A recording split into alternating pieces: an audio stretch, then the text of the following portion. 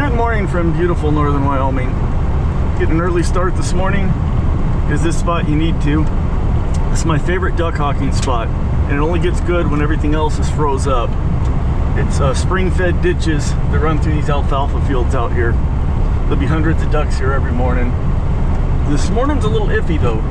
It's normally got to be cold for them to be here, but it was above freezing yesterday, and we got warm Chinook winds all night last night, so it was about 35 degrees in the 30s all night long, and it's blowing a little bit still now, which the wind doesn't bother me, but the temperature concerns me because the ducks might not be here. These ducks feed at a feed lot, and if the runoff catch ponds there are all thawed off, they sometimes just stay there all night, so they just might not even be here at all.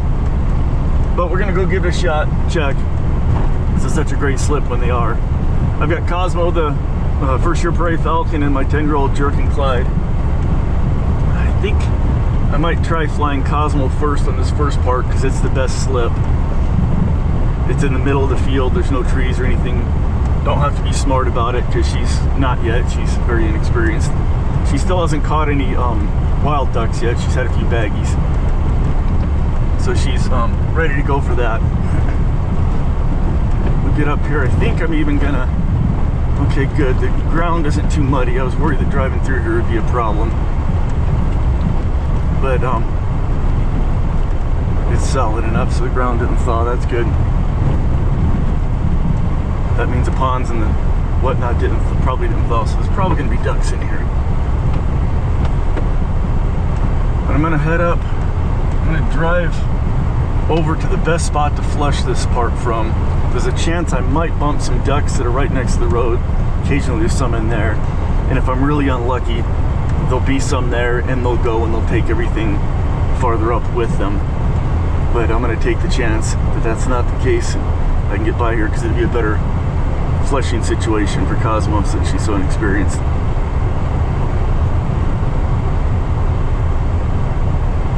Just kind of sneak up here.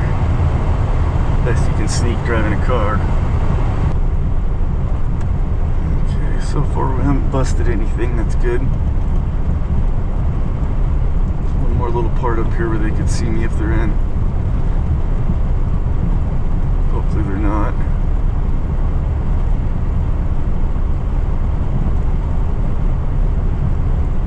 Okay.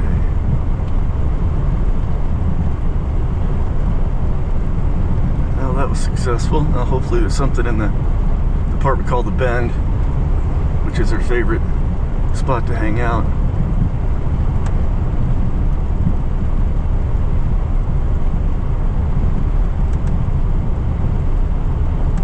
A little bit dark. Cosmo's flown early a few times, but not a lot. It's blowing pretty good here. I'm guessing about 10, maybe 15 miles an hour, maybe more. I'll know in a second when I get out. At my house it was less than that, but it's kind of sheltered.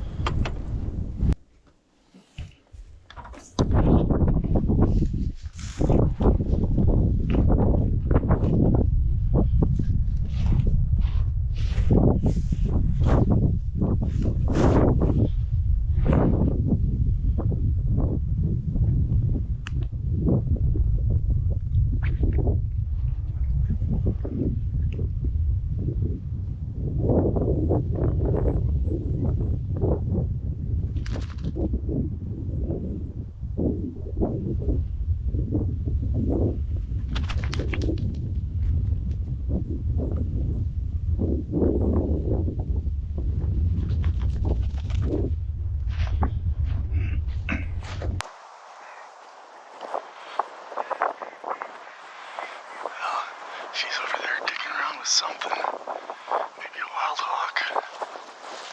That's a raven. She's farther. I can see two spots over there. I think there's a raven. I can hear ducks out here, so I know we got ducks. So we can get her back, we'll have a flush. Okay, it says she's coming now. I can't see her, but GPS says she's coming. It says she's low.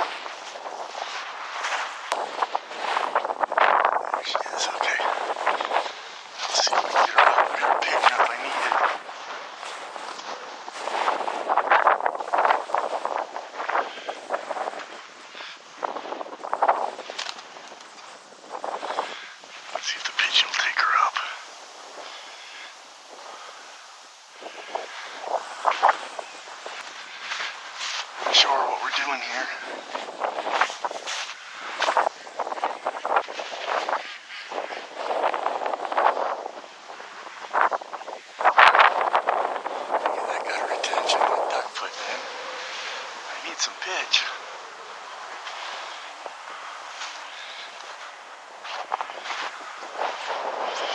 Okay, now she's going up.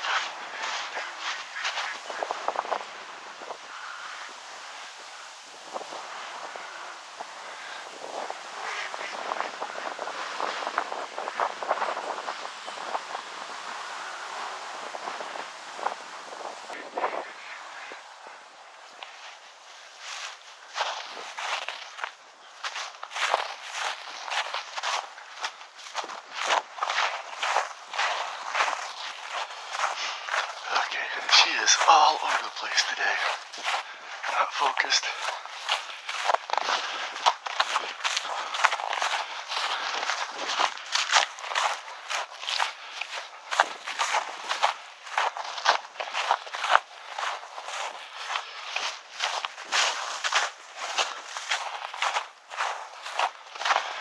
I'm just gonna call her in, I think, and fly Clyde on this.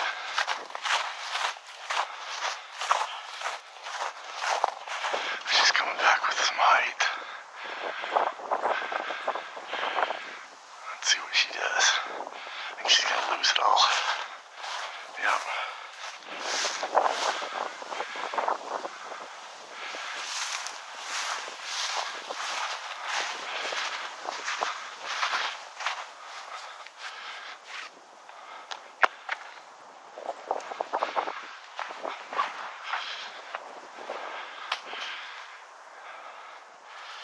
She's bothered by all the eagles and other raptors here. It's quite the distracting place.